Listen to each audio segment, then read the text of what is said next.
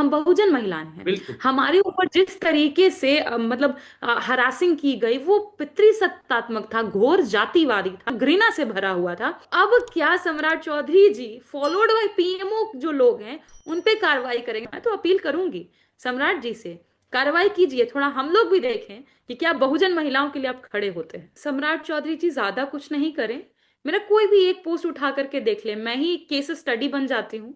आप उठा के देख लीजिए, और जितने लोग हैं एक पर भी आप कार्रवाई कर दीजिए। क्या ऐसा बदला कि अब सरकार का चरित्र बदल गया है? अब बिहार में भी बुलडोजर शुरू हो गए हैं। ये गरीबी नहीं हटाते, ये गरीबों को ही मिटाते हैं। तो पिछड़ों के घर थे जो ढाए गए, अति पिछड़ों के घर थे, दलितों के। नालंदा में जो नीतीश कुमार जी का गृह जिला है, वहां पर 150 घरों से ज्यादा पासवान समुदाय से जो लोग हैं उनके घर ढाए गए हैं। लेकिन मुख्यमंत्री जी की रजामंदी के साथ ऐसा हो रहा होगा, या?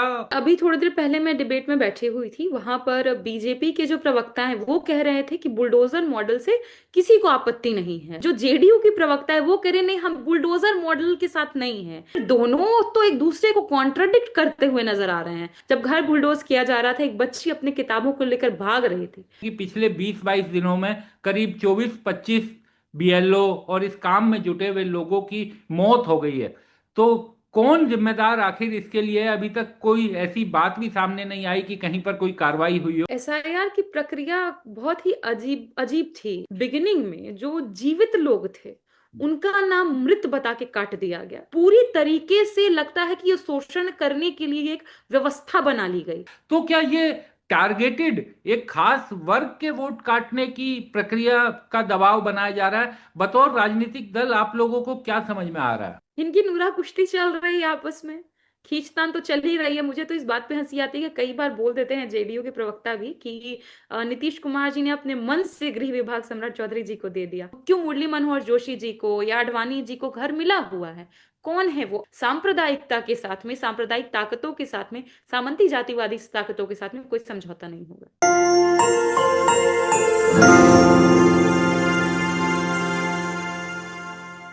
नमस्कार, मैं हूं विक्रांत यादव और आप देख रहे हैं आपका अपना चैनल द स्वतंत्र। बिहार में नीतीश सरकार, या यूं कहें कि अब एनडीए सरकार बन गई है, क्योंकि अब बिहार में जो देखने को मिल रहा है वो शायद पहले की नीतीश सरकार में नहीं देखने को मिलता था। बुलडोजर राज, जिसको जो पहचान थी यूपी की, असम की, अब बिहार में भी बुलडोजर शुरू हो गए हैं। बात करने के लिए मौजूद है आरजेडी की प्रवक्ता प्रियंका भारती जी। प्रियंका जी, बहुत बहुत स्वागत है आपका। सबसे पहले तो मैं आपसे यही जानना चाहूंगा प्रियंका जी, क्या बिहार का जो राजनीतिक चरित्र था वो इस बार सरकार, नई सरकार बनने के बाद, ये तो नहीं कहूंगा सरकार बदलने के बाद क्योंकि एनडीए की सरकार थी, वही सरकार अब आई है, क्या ऐसा बदला कि अब सरकार का चरित्र बदल गया है? और बुलडोजर जो यूपी में बीजेपी की पहचान होती है, असम में और यहां तक कि राजधानी दिल्ली में भी जिस तरीके से बुलडोजर चले गरीबों की झोपड़ियों पर, झुग्गी बस्तियों पर, अब वो बिहार में भी दिखाई दे रहे हैं। विक्रांत जी, जहां भी बुलडोजर चल रहा है किसी बड़े व्यक्ति पर, बड़े माफिया पर, किसी के घर पे नहीं चल रहा। वो दलितों के घर, पिछड़ों के घर, अति पिछड़ों के घर, अल्पसंख्यकों के घर पे, इनके घर पे, आदिवासियों के घर पे, इन पे बुलडोजर चलता आया है। अब जिस यूपी की मॉडल की बात कर रहे हैं उसके खिलाफ तो खुद पूरी की पूरी सुप्रीम कोर्ट खड़ी हुई। उन्होंने कहा ये कथित बुलडोजर न्याय का मॉडल अस्वीकार्य है, और जब तक हमारा परमिशन ना हो किसी को आप हाथ ऐसे नहीं लगा सकते। जस्टिस गवई ने तो ये तक कहा है कि क्रिमिनल के घर को गिरवा देना उस घर में रहने वाले व्यक्तियों के अधिकारों का हनन है। तो ये बुलडोजर चलवाना तो सीधे सीधे गैर संवैधानिक है, सुप्रीम कोर्ट ने कह दिया। तो जो मॉडल सम्राट चौधरी जी जो हमारे गृह मंत्री बने हैं नए नए, वो बिहार में लेकर के आ रहे हैं, तो मेरा तो उनसे ही सवाल है कि जो योगी आदित्यनाथ का बुलडोजर मॉडल हमने उत्तर प्रदेश में देखा, उनसे तो सबसे ज्यादा कोई अफेक्ट हुआ उस बुलडोजर मॉडल से तो पिछड़ों के घर थे जो ढाए गए। अति पिछड़ों के घर थे, दलितों के, वहां तो अति पिछड़े पर दलितों के घर थे जो ढाए गए, मुसलमानों के घर। तो बिल्कुल वही मॉडल जब सम्राट चौधरी जी कॉपी करने की कोशिश करते हैं तो उनको तो खुद सोचना चाहिए कि वो खुद को एक पिछड़ा लीडर के तौर पे क्लेम करते हैं, तो आप वो मॉडल कैसे कॉपी कर सकते हैं? बिहार का कल ही मैं देख रही थी, 150 से ज्यादा नालंदा में जो नीतीश कुमार जी का गृह जिला है, वहां पर 150 घरों से ज्यादा पासवान समुदाय से जो लोग हैं उनके घर ढाए गए हैं। तो ये तो मुझे लगता है कि एक क्लियर कट मैसेजिंग भी है सम्राट चौधरी जी के तरफ से नीतीश कुमार जी को भी, कि अब यही मॉडल इनका चलेगा बिहार में, यही कर रहे हैं।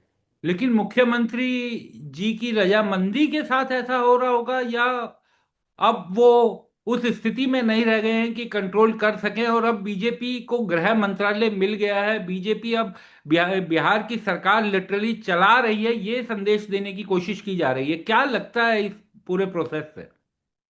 देखिए, अभी थोड़ी देर पहले मैं डिबेट में बैठी हुई थी, वहां पर बीजेपी के जो प्रवक्ता हैं वो कह रहे थे कि बुलडोजर मॉडल से किसी को आपत्ति नहीं है, सब लोग इसके साथ खड़े हैं। वहीं जो जेडीयू की प्रवक्ता है वो कह रहे नहीं, हम बुलडोजर मॉडल के साथ नहीं है, ये हमारा मॉडल नहीं, नीतीश कुमार का अपना मॉडल, नीतीश जी का। तो फिर दोनों तो एक दूसरे को कॉन्ट्रडिक्ट करते हुए नजर आ रहे हैं। तो अब ये नीतीश जी की रजामंदी से हो रहा है या नीतीश जी को हाईजैक करके हो रहा है, ये तो खुद नीतीश कुमार जी ही बताएंगे, और कोई नहीं बता पाएगा इस सवाल का जवाब, मैं खुद नहीं दे सकती। पर ये तो है कि इन दोनों में आपसी कला जो दिख रहा है कि प्रवक्ता ही एक दूसरे से अग्री नहीं कर पा रहे, जबकि आप एक अलायंस में हैं तो सबकी लाइन कमोबेश सेम होनी चाहिए, पर वैसा नहीं है। आज कह रहे हैं कि हम 400 600 न जाने कितने लोगों की लिस्ट बना रहे हैं जो लोग माफिया हैं। तो सवाल तो यह है कि 20 सालों से सरकार इनकी थी, तो ये लिस्ट नहीं बनी थी क्या, या सम्राट चौधरी जी बने तभी उनको दिखाई दिया कि एक लिस्ट थी और अब उन लोगों को टैकल करना है? तो बड़ी बात यह है कि इतने दिनों से क्या आपने उनको पाला पोसा, और या फिर क्या क्या ये लोग जेडीयू के थे जो अचानक से आपको गृह विभाग मिला है तो आप अचानक से एक्टिव हो गए हैं? बहुत सारे सवाल हैं, इसका जवाब वही लोग दे पाएंगे। लेकिन हम जहां तक, हम तो सुप्रीम कोर्ट पे भरोसा रखते हैं, संविधान पर भरोसा रखते हैं, और किसी भी चीज का कोई प्रोसेस होता है, अचानक से बुलडोज नहीं कर सकते आप बिना नोटिस दिए। और इतने सालों से आप नोटिस नहीं दे रहे थे, सडन जैसे सरकार बनी नहीं, आप अगले ही दिन से बुलडोजर लेके निकल गए हो, तो इसका मतलब ही ये बनता है कि आप दिखाना चाह रहे हैं कि जो भी तबका आपको लगता है आपके साथ नहीं है, या फिर जो गरीब वंचित है, आप उनका घर बुलडोज कर देंगे। आपने अभी जस्टिस गवाई की बात की। जस्टिस गवाई ने अपने रिटायरमेंट के बाद इंटरव्यू में भी ये बोला कि उनके अपने कैरियर में जो उन्होंने बुलडोजर न्याय तो मैं इसे नहीं बोलूंगा, मैं तो इसे बुलडोजर अन्याय, इसे बुलडोजर जस्टिस कहना भी मुझे लगता है कि गलत होगा, क्योंकि बिना अदालत के आदेश के अगर बुलडोजर चलता है तो वो न्याय दे नहीं सकता, वो अन्याय का ही प्रतीक है। तो जस्टिस गवाई ने ये बोला कि ये जो बुलडोजर पर उन्होंने जो जजमेंट दिया था वो उनके कैरियर की बड़ी संतुष्टि वाला आदेश था, और उसके बावजूद इस तरह की घटनाएं। और इसी के साथ जोड़ते हुए मैं एक और चीज पूछूंगा, अभी जो आपने जिक्र किया 150 पासवान घरों का, तो दिल्ली में भी हमने देखा कि झुग्गी बस्तियों को पूरा ढाया गया, और उनमें से भी ज्यादातर लोग पूर्वांचल के थे, बिहार की बड़ी संख्या में थे। अब बिहार में भी घर ढाए जा रहे हैं, तो कहाँ रहेगी गरीब जनता? ये गरीबी नहीं हटाते, ये गरीबों को ही मिटाते हैं। हर बार हमने कई बार ऐसी तस्वीरें देखी, विदेश से लोग आते हैं तो ये गरीबों के घरों को ढाक देते हैं कपड़ों से, पंडालों से। गुजरात में भी हमने वो पिक्चर्स देखी थी, ट्रम्प आ रहे थे तो पूरा उसको एरिया को ही ढक दिया गया था। तो ये उनके उत्थान के लिए अगर काम कर रहे होते तो पहली बात गरीबी नहीं होती। दूसरी बात कि आप कह रहे हैं दलित पिछड़े, उनके पास तो पहले से ही जमीनें नहीं है। 58% लोग भूमिहीन हैं दलित समुदाय से, पिछड़े समुदाय की भी कमोवेश उसी तरह की स्थिति है। तो अब इनके घर ढा रहे हैं ये कह के कि ये इलीगल तरीके से यहाँ पे रह रहे हैं, ये तो सरासर अन्याय है। अन्याय से ऊपर कुछ भी नहीं है। आप खुद जिक्र कर रहे थे कि आपने बहुत लोगों को कवर किया जब बुलडोज किया जा रहा था। एक बिल्कुल। ऐसी ही तस्वीर सुप्रीम कोर्ट ने भी उसका जिक्र किया था, जब घर बुलडोज किया जा रहा था, एक बच्ची अपनी किताबों को लेकर भाग रही थी। वो सिर्फ अपने किताबों को नहीं बचा रही थी, वो अपना भविष्य बचाना चाहती थी। इसलिए वो छोटी सी नन्ही सी जान लड़ रही है उस तंत्र से जिसको ये लोग बुलडोजर न्याय बोलते हैं। आपने ठीक कहा, ये न्याय नहीं हो सकता, ये अन्याय का सिंबल जरूर बना दिया है इन लोगों ने, एक खौफ बना रहे हैं, एक डर बना रहे हैं। और सही बात है ना कि प्रक्रिया किसी भी चीज की होती है। इतने 20 सालों से आपको नहीं दिखा कि ये पासवान समुदाय के लोग अतिक्रमण कर रहे हैं, और अचानक से आपको 150 से ऊपर लोग अतिक्रमण। उसमें तो एक बेचारे बिहार पुलिस के रिटायर्ड हवलदार थे जिनको खुद बिहार पुलिस ने सम्मानित किया था मेडल दे करके। तो अब बुढ़ापे में जब वो व्यक्ति रिटायर्ड है आप उनके घर ढा रहे हैं। ये एक न्याय का मॉडल नहीं है, या न्याय का मॉडल है डर खौफ का मॉडल है। प्रियंका जी, एक और चीज मैं जानना चाहूंगा कि आपके नए नवेले गृह मंत्री ने घोषणा की है कि सोशल मीडिया पर अगर किसी के साथ कोई बदतमीजी की गई तो कड़ी कार्रवाई की जाएगी, उनके खिलाफ कानूनी कार्रवाई की जाएगी। बिहार चुनाव के नतीजे हार जीत होती है, प्रवक्ता अपनी अपनी पार्टियों का पक्ष रखते हैं, हर प्रवक्ता रखता है मजबूती से, हार जीत भी होती है। लेकिन जिस तरह से बिहार में हार के बाद आप पर, कंचना यादव पर और बाकी आपकी पार्टी की महिला नेताओं पर जिस तरीके से एक टारगेटेड हमला किया गया, तो अब तो आपको उम्मीद बंध गई होगी कि आपको न्याय मिलेगा, क्योंकि आपके नए गृह मंत्री ने इसकी घोषणा की है। और मैं इसलिए भी ये जानता हूं कि किस तरह का हमला हुआ, क्योंकि आपसे मेरी 2-3 बार बातचीत, जो इंटरव्यू हुआ बिहार चुनाव को लेकर, तो कई ऐसे रिएक्शंस आए जिसका मैं जिक्र भी नहीं कर सकता, इस तरह की भाषा उनमें लिखी गई थी।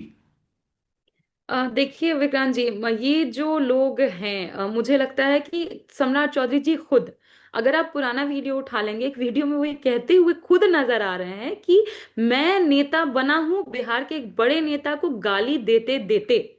तो खुद अपने ऊपर हमको लगता है कि उनको कार्रवाई करनी पड़ जाएगी। दिलीप जायसवाल जी का भी वीडियो आया था कि मेरे पास गालियों की पूरी डिक्शनरी है। राहुल गांधी जी को वो कोट करते हुए कह रहे थे कि मेरे पास पूरी डिक्शनरी है। उन पे कार्रवाई करनी पड़ जाएगी। आपने जिस घटना का जिक्र किया हमारे ऊपर, मतलब जितनी बहुजन, हम बहुजन महिलाएं हैं, बिल्कुल। हमारे ऊपर जिस तरीके से मतलब हरासिंग की गई, वो पितृसत्तात्मक था, घोर जातिवादी था। मतलब जो मतलब हर एक शब्द, मैं तो उसको शब्द में पिरो भी नहीं सकती, वो इतना मतलब घृणा से भरा हुआ था। तो क्या उन लोगों पर कोई कार्रवाई की जाएगी? मुझे नहीं लगता कार्रवाई होगी। कई लोग उसमें तो फॉलोड बाय पीएमओ भी हैं। तो अब क्या सम्राट चौधरी जी फॉलोड बाय पीएमओ जो लोग हैं उन पे कार्रवाई करेंगे? मुझे लगता है अगर गालियों पर कार्रवाई हो जाए, महिलाओं के हरासमेंट और टारगेटिंग पे, खासतौर पर सोशल मीडिया पे जो होती है, उस पे कार्रवाई हो, तो सारे के सारे संघी और भाजपा ही निकल जाएंगे। तो हमको लगता है कि पूरी भाजपा ही खाली हो जाएगी, पूरा पूरा संघ खाली हो जाएगा, क्योंकि गालियों के बिना इनकी राजनीति चलती नहीं। खास तौर पर अगर महिलाएं, बहुजन तबके की महिलाएं हो, तो ये मिनट नहीं लगाते कैरेक्टर असैसिनेशन करने में, गालियां देने में, नीचा दिखाने में। तो जो नेता खुद के बारे में ये राय रखते हो कि गाली दे देकर आगे बढ़े हैं, आपको लगता है कि वो कार्रवाई करेंगे? मैं तो अपील करूंगी सम्राट जी से, कार्रवाई कीजिए। थोड़ा हम लोग भी देखें कि क्या बहुजन महिलाओं के लिए आप खड़े होते हैं। आप इसी वीडियो में, अगर सम्राट चौधरी जी ये वीडियो देख रहे हो, मैं कोशिश करूंगा कि उन्हें भी टैग करते हुए भेजूं। क्या सम्राट चौधरी जी को आप आधिकारिक रूप से, औपचारिक रूप से ये मांग करती हैं? क्योंकि जिस तरह का हमला हुआ था, निश्चित तौर पर वो किसी भी महिला के साथ इस तरीके की बातचीत नहीं होनी चाहिए। और वाकई बहुत ही शर्मिंदगी वाले कई बयान मैंने सोशल मीडिया पर देखे थे, उनका जिक्र भी नहीं किया जा सकता। मैं तो यही कहूंगी कि सम्राट चौधरी जी ज्यादा कुछ नहीं करें। मेरा कोई भी एक पोस्ट उठा करके देख ले, मैं ही केस स्टडी बन जाती हूँ। आप उठा के देख लीजिए, और जितने लोग हैं, एक पर भी आप कार्रवाई कर दीजिए, तो फिर हम मानेंगे कि आप वाकई इसको लेकर के आप कमिटेड हैं। क्योंकि जो भी लोग मिलेगा आपको अपना मिलेगा, मतलब भाजपा ही मिलेगा, संघी मिलेगा, और उस पर कार्रवाई नहीं होगी, ये हमारा पूरा भरोसा है। क्योंकि अब मैं तो कह ही, मतलब एक, मैं तो ये भी नहीं कहूंगी कि हर दिन होता है, हर पल होता है। एक मिनट नहीं बीतता कि कोई गाली नहीं देता। लेकिन मैं यही कहना चाहूंगी कि जो गाली दे रहे हैं, जो ट्रोल कर रहे हैं, वो सोचते नहीं है। वो कई बार ऐसा कहेंगे कि नारियां पूजने योग्य हैं, लेकिन आप पूजा की बात तो जरूर कर देते हैं, लेकिन उनको आप महिला तक नहीं मानते, इंसान तक नहीं मानते। और ये पहली बार नहीं हुआ है। पहले भी हमने इतिहास में देखा, जब स्कूल खोलने के लिए भी सावित्री माई आगे गई, ज्योतिबा फूले गए, उनके ऊपर कीचड़ पत्थर चलाए गए, तो हम मजबूत हैं। अगर वो रुकी होती तो हम नहीं होते। अब हम अगर रुक गए तो हमारी आगे वाली जनरेशन की जो महिलाएं वो नहीं होंगी। इसलिए हमारी जिम्मेदारी है कि जितना अटैक वो करें, हम और डबल मजबूती के साथ उनसे। प्रियंका जी, आप मजबूत रहिए, लेकिन एक सवाल आपसे एसआईआर को लेकर पूछना चाहूंगा, क्योंकि आप लोगों ने इस मुद्दे को बहुत उठाया था बिहार चुनाव के दौरान, उस दौरान भी चुनाव आयोग ने सुना नहीं। अब हम देख रहे हैं कि पिछले 20-22 दिनों में करीब 24-25 बीएलओ और इस काम में जुटे हुए लोगों की मौत हो गई है। तो कौन जिम्मेदार आखिर इसके लिए है? अभी तक कोई ऐसी बात भी सामने नहीं आई कि कहीं पर कोई कार्रवाई हुई हो, या क्या दोषियों के खिलाफ कार्रवाई हो सकेगी? क्या लगता है आपको? एसआईआर की प्रक्रिया बहुत ही अजीब अजीब थी। इसलिए मैं ये कह रही हूँ क्योंकि बिगिनिंग में जो जीवित लोग थे उनका नाम मृत बता के काट दिया गया। बाद में वो जिंदा निकले, वो तो सुप्रीम कोर्ट तक पहुंचे। और फिर अभी, और बिहार बिहार से मतलब कितने, आप सारे राज्यों को उठाकर आप देख लीजिए, 25 लोगों की हम्म। मतलब उन्होंने आत्महत्या कर ली। कोई, आपने देखा विपिन जी जो उत्तर प्रदेश में थे, उन्होंने जहर खा लिया, उसके बाद उनके परिवार के लोगों ने ये बातें, हम नहीं कह रहे, परिवार के लोगों ने ये बात कही कि कहा जा रहा था कि पिछड़े तबके से लोग, आने वाले लोगों का नाम काटना है। ये कौन सा प्रोसेस है? आप इंक्लूजन इंक्लूजन करना चाह रहे हैं, या फिर ये पूरा फोकस इसी पे कि डिलीशन हो जाए, जो खास तौर पर मार्जिनलाइज सेक्शन है उनका नाम हटा दिया जाए? और इसकी जवाबदेही किसी ना किसी को तो लेनी होगी ना। आपने ये पूरा प्रोसेस शुरू किया है, बीएलओ को रात के 2 बजे 3 बजे कॉल आ रहे हैं, उनको परेशान किया जा रहा है, वो काम इतना ज्यादा उन पे डाल दिया गया है, उनके ऊपर एफआईआर तक करवा दिए जा रहे हैं, वो लोगों का नाम भी ले रहे हैं कि कौन कौन इसमें इन्वॉल्व है, लेकिन जो इन्वॉल्व है उन पे कार्रवाई नहीं हो रही है, बीएलओ पर कार्रवाई हो रही है। तो पूरी तरीके से लगता है कि ये शोषण करने के लिए एक व्यवस्था बना ली गई। तो इसकी जवाबदेही तो चुनाव आयुक्तों को लेनी पड़ेगी कि जो ये सब हो रहा है इसको रोकना होगा, वरना कितने लोगों की और बलि चढ़ेगी। एसआईआर करने का मकसद क्या था? जोड़ना, या फिर लोगों की हत्या हो जाए, ये इसका मकसद था? ये तो नहीं हो सकता है ना। इसलिए एक मुझे और लगता है चीज। कि सोचना जी। चाहिए इसके बारे जो चीज आपने बोली, वो जो बयान है उसमें साफ तौर पर उनके परिजन ये कह रहे हैं कि ओबीसी और पिछड़ों के वोट काटने का दबाव था। और कुछ महिला टीचर्स हैं, दो यूपी की, उनकी चिट्ठी आई कि उन्होंने अपने नौकरी से ही इस्तीफा दे दिया, इस कदर दबाव था। एक युवक अपनी शादी से एक दिन पहले, उसकी बारात चढ़नी थी अगले दिन, शादी से एक दिन पहले वो सुसाइड कर लेता है। तो क्या ये टारगेटेड एक खास वर्ग के वोट काटने की प्रक्रिया का दबाव बनाया जा रहा है? बतौर राजनीतिक दल आप लोगों को क्या समझ में आ रहा है? मैंने तो जो चुनाव जो बिहार में हुए, हम लोग तो, मैं तो कहूंगी स्केप गोट बन गए। समय भी नहीं था उस समय, बाढ़ आई हुई थी पूरे बिहार में, उस समय में जिस तरीके से काम हुआ उसका पूरा का पूरा रिजल्ट चुनाव के दिन दिख रहा था। कई जगह बूथ पर लोग रो रहे थे। एक अमेरिका यादव नाम के व्यक्ति थे, कह रहे थे मैं पिछले इतने सालों से वोट देता आया हूं, अचानक से मेरा नाम कट गया। जितने भी लोग दिख रहे थे जो परेशान थे, वो एकदम स्पेसिफिकली दलित, पिछड़े पिछड़े समुदाय के लोग थे, अकलियत समुदाय के लोग थे। तो आप खुद सोचिए कि इतने सालों से जो वोट करते आ रहे हैं, क्या ये पिछड़े, दलित, अति पिछड़े, ये सब के सब घुसपैठिए बन गए थे अचानक से? और दूसरी तस्वीर तो ये भी देखी ना हमने, स्पेशल ट्रेन चलाई गई, हरियाणा से वोटर लाए गए, ऐसे कई सारे वोटर मिले जो पहले से 3 3 चुनाव, 4 4 चुनावों में दूसरे राज्य में वोट गिरा रहे, तो फिर अचानक से यहाँ गिरा। तो ऐसे लोगों को जोड़ा गया राज्य में हमारे, जो बाहर के वोटर हैं, और जो बिहार के वोटर हैं उन्हीं का नाम काट दिया गया। इनके तो राज्यसभा के सांसद भी बिहार में आकर के वोट गिराए, उसके पहले दिल्ली में गिरा रहे थे। तो ये मतलब मंत्री हो या फिर इनके नीचे के वर्कर्स हो, जितने भी बीजेपी सपोर्ट, और सबसे बड़ी बात तो ये है ना कि जो जो लोग दूसरे राज्य से आकर के बिहार में वोट देते, वो सिर्फ और सिर्फ भाजपा ही थे। तो ऐसा कैसे पॉसिबल है कि 3 बार आप कहीं और वोट दे रहे हैं, और जब चौथी बार आप बिहार में आके वोटर बन गए, वो भी आप बीजेपी सपोर्टर है? इन सबके हैंडल्स पर उठा गया, एवरीवन वाज सपोर्टिंग बीजेपी। तो ये तो पूरा प्रोसेस ही समझ नहीं आ रहा है कि किस तरीके से धांधली करने के लिए बनाए हैं या क्या किए हैं। इसका जवाब तो ज्ञानेंद्र जी देंगे अगर हम, और मुझे अभी भी नहीं लगता कि उनसे सवाल किया जाएगा कि इतने बीएलओ आत्महत्या कर रहे हैं, ये साफ तौर पे मर्डर्स हैं।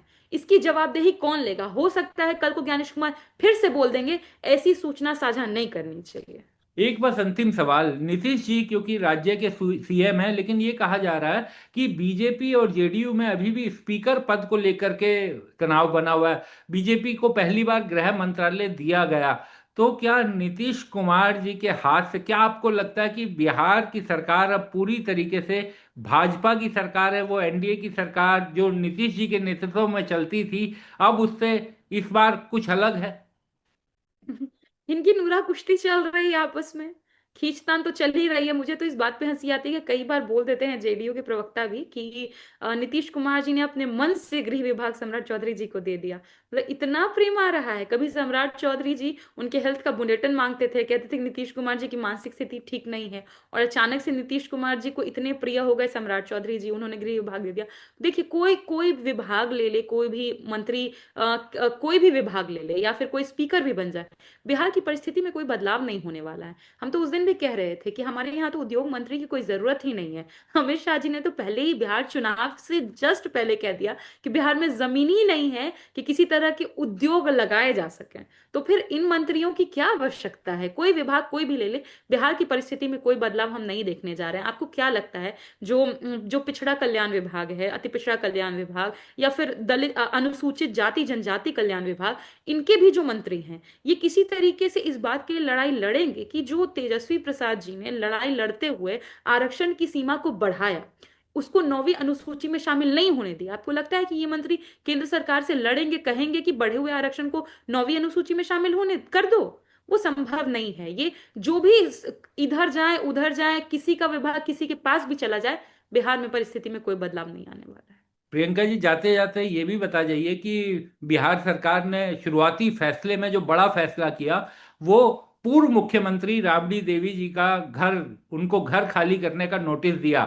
तो किस तरीके, क्या बदलेगी राजनीति जो देश में कई राज्यों में देखने को मिलती थी, वो अब बिहार में भी शुरू हो गई है? इसका जवाब तो कोई आम व्यक्ति, बिहार छोड़िए कहीं का भी होगा, तो वो आम व्यक्ति ही जवाब दे देगा। क्योंकि अगर ऐसा नहीं होता, क्योंकि अब सिर्फ वो पूर्व मुख्यमंत्री नहीं है, वो नेता प्रतिपक्ष भी है विधान हाँ। परिषद में। तो आप अचानक से ये जो काम कर रहे हैं, एक सिंबॉलिक पॉलिटिक्स भी होती है कि अब तुमको हम पूरी तरह से खत्म करेंगे एक तरीके से, उस वो एक मैसेजिंग भी होती है। वरना आप खुद बताइए कि दिल्ली में क्यों मुरली मनोहर जोशी जी को या आडवाणी जी को घर मिला हुआ है? कौन है वो? और अचानक से मतलब, और ऐसे कई सारे चीजें हैं जो प्रोटोकॉल को तोड़ते हुए ये लोग अपने लोगों को हर जगह मकान और न बहुत सारी चीजें दे रखे हैं। आरएसएस के इतने सारे हेडक्वार्टर्स हैं जिसका कोई मतलब कहते हैं कोई डेटा तक नहीं है कहाँ से पैसे का लेन देन हो रहा है, because that's not registered organisation. तो यही बात है कि जो इनके साथ हैं, इनको ये कहते हैं ना कि ऊपर अर्श मतलब अर्श पर पहुंचाएंगे। और जो हमारे जो जो इनके विपक्ष के लोग हैं, ये तो सीधी बात है कि धुर विरोध है इनका, तो हमको ये प्रताड़ित करने की, परेशान करने की कोशिश करेंगे। पर ये कुछ नया नहीं है। हमने देखा कि लालू जी से लेकर के मतलब कि जिस बच्ची का जन्म तक नहीं हुआ था, मतलब कि तेजस्वी जी की वाइफ जब प्रेग्नेंट थी, उसको भी 18-20 घंटे इन लोगों ने बैठा के रखा। तो ये तो परेशान करेंगे ही करेंगे, कुछ नया नहीं है। हमारी लड़ाई पहले से भी जारी थी, अभी भी जारी है, सांप्रदायिकता के साथ में, सांप्रदायिक ताकतों के साथ में, सामंती जातिवादी ताकतों के साथ में कोई समझौता नहीं होगा। प्रियंका जी, आपने समय निकाला बातचीत की, बहुत बहुत शुक्रिया। शुक्रिया।